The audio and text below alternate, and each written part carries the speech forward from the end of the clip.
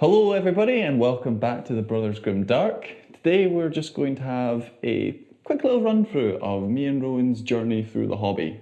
So you've been hearing about Dean's adventures right from the very beginning. So we're going to travel a little bit back in time. Well, a good distance back in time. Been a few years have gone past. Been a few years since me and Rowan have been doing this, and it's all his fault the why we're here, isn't it? Well, it's my fault for you, certainly. Someone else is to blame for me, but yeah, I do have a bit to answer for here. Okay, so talk us through your beginnings of the hobby.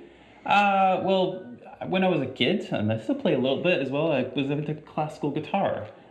So in terms of summer camps, I used to get kicked off to a classical guitar summer camp. It was a wonderful time for me. Yeah. So that was my weird summer thing. And on one of these little things, I met someone who happened to be into this, and they took me to the local Dundee Games Workshop and spent many a lunchtime in there. And I remember the very first models that I immediately gravitated to. The first models I bought were Death Company. And it was the old metal models with the plastic arms. I think it was two in a blister box. Blister packs back in the day. Back there, yeah. I think they might have been lead back then. I think this was like the pre-white metal days as well. Wow. So yeah, picked up a couple of the Death Company, and things got escalated from there. Yeah, was it a Christmas or a birthday when you got the Blood Angels Orcs starter thing? I think it was I think that was a Christmas.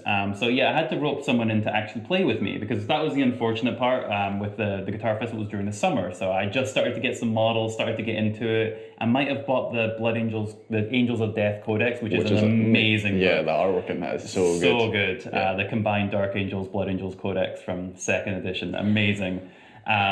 So I was starting to get into it a little bit then, but yes, needed someone to inflict things upon. So at some point we got the 2nd edition starter set, which had all of the standard pose Marines and the orcs. And the Gretchen as well. And the pointy hats. And the absolute best piece was obviously the cardboard dreadnought cutout. Yes, back in the day, that was what you got. Oh man! Blast markers, measuring sticks. It was a good time. So yeah, I think that was really the beginning of it. Yeah, so I was given the orcs obviously because Rowan wanted his Blood Angels. Yep. And I would have been.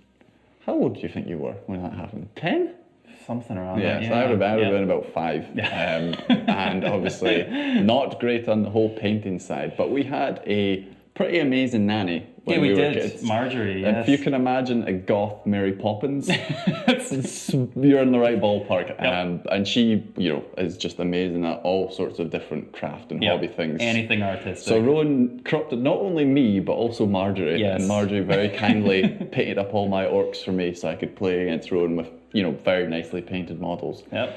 And that was a sort of traditional birthday present became at that point as well. Was getting one-sided at that point. A little bit. Because you did probably, guessing, did not want painted models by a 5-year-old. But I very much enjoyed Rowan painting me up orcs and giving me them for my birthdays and Christmases. Yep. But we got a couple nice ones from Marjorie as well. I remember back in the day, the Blood Angels, before Sanguinary Guard were in their current incarnation of their all gold all the time kind of livery, they were just kind of a command squad sort of thing. Yeah, but they could take jump packs or something. They had jump packs, and they had just had the gold helmet, but they had a nice banner guy in there, and Marjorie painted up the freehand banner on that guy. Yeah, amazing. He's really nice, So, yes, it was a bit awe-inspiring back then too. Yeah.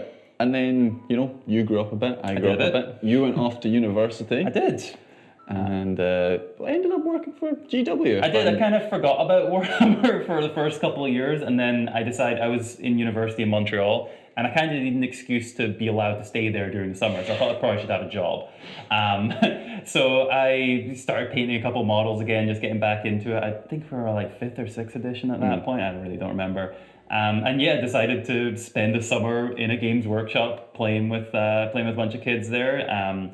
And yeah, that was my second round of Blood Angels at that point. So I think in the first round, before I left, I had about a company's worth of Blood Angels. Yeah, you had a decent batch. Very Codex, 6 10-man tactical squads, rhinos. By the book. It was traditionalist. It was a little bit, yeah. And this was my second go around, and so I started to build up a new force of Blood Angels then, as well as I think in Age of Sigmar, I don't think it was even Age of Sigmar then. I think it was Oh, still yeah, Warhammer. Warhammer of the Grots. With my goblins, yes, Yeah. the goblins and orcs. I was playing around with them. But yeah, it's been a lovely summer there.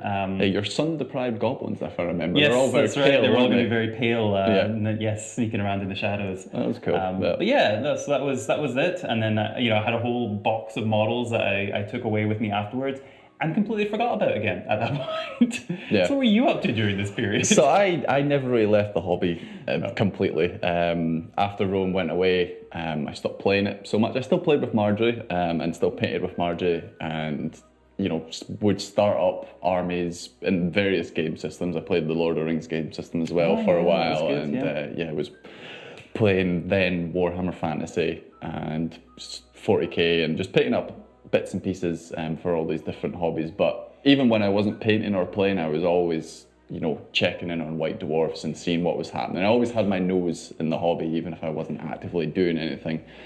And then I think it was 8th edition came out when Primaris were introduced. And I was like, I'm going to restart my Space Wolves, which was also my second edition at doing Space Wolves. And I was going to, Primarisify everything. So that was me getting back into the hobby, which, what was that, 5-6 years ago? Must be. I missed the whole Primaris thing completely. Yeah, whenever Primaris happened and 8th edition came out. Anyway, so I started painting up them, and then it must have been whenever Mephiston came out. Yeah. It was so over the years, Rowan's Psychic Awakening. Yeah, Rowan's painted up all sorts of things for me over the years, but that was my first time of reciprocating and re-corrupting Rowan after he thought he'd clawed himself out the hobby. I painted about Mephiston, which was based on the artwork from that second edition. My favorite piece of Angels of Death. So nice. Yeah, that model. So I painted that up for him for Christmas, I believe. Yep.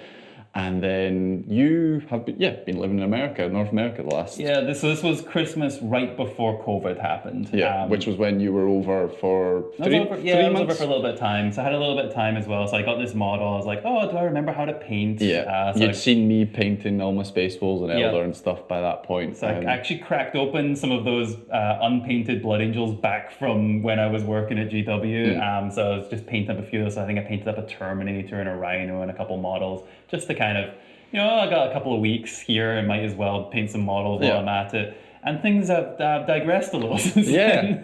So then you went back to North America, but with the plan of coming here to move down the line, and we were talking about things that we could do together. And yes, this channel came up, and Rowan was like, okay, well, if we're going to do this channel, we're going to need some armies. I probably need some to actually play things, yes. At which point you moved away from Blood Angels. I did decide. I had done a couple of test models, and I kind of had a bit of lore built up for a Blood Angel successor army I kind of wanted to do, but I did want to do something different. I'd kind of, I'd done Blood Angels before. I painted a lot of red back in the day.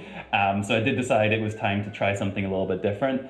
So I went with the emo Blood Angels. So I went from like the noble vampires to the emo Hot Topic vampires, and went into the Night Lords instead, which has been fantastic. They're very different, but also got a little bit of that jump pack vibe. Very combat-y, very jump packy, just a little on the less heroic side of things.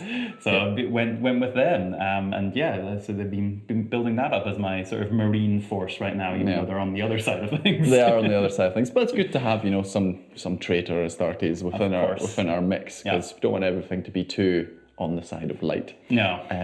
But yes, I also don't have an army of my first love at the moment, the Orcs, which they are my favourite, even though I dearly do love my Eldar and Space Wolves. Orcs are the tippy top for me. So we have an agreement at some point we are going to bring back our first initial introductions to the hobby, and the Orcs and the Blood Angels will appear. But that's not going to happen anytime soon. Got a few other things to focus on in the meantime. So don't get too excited about that just yet. But they will happen at some point, and it will be. We'll do something extra special for them when they come back as well, and that'll be fun. But that kind of brings us mostly to today. Brings us mostly to the day. We've got a few other armies we've been working away at, but you'll some hear things, more about some them. things in the background, and we've newly corrupted Dean as well. We do. We got Dean involved. The corruption continues. So Yeah, I think me and you are at least pretty even on the corruption now. You did it to begin with, and I pulled you back in. So yeah, kicking and screaming. Yeah, and now we just spread our corruption to other people. Other people, yeah, the plague that goes on. Yeah. So anyway, hopefully you at home have also been corrupted just a little smidge from this video and have some inspiration for a new army you might like to start, or an existing army, or even if you're not in the hobby, you've at least found this interesting. And let us know what got you going in it as well. Exactly. Yeah. Comments below. Do that, or just shout at the screen. We'll hear you. We'll hear. That's fine. Not some maybe. Anyway, catch you next time, guys. See you soon.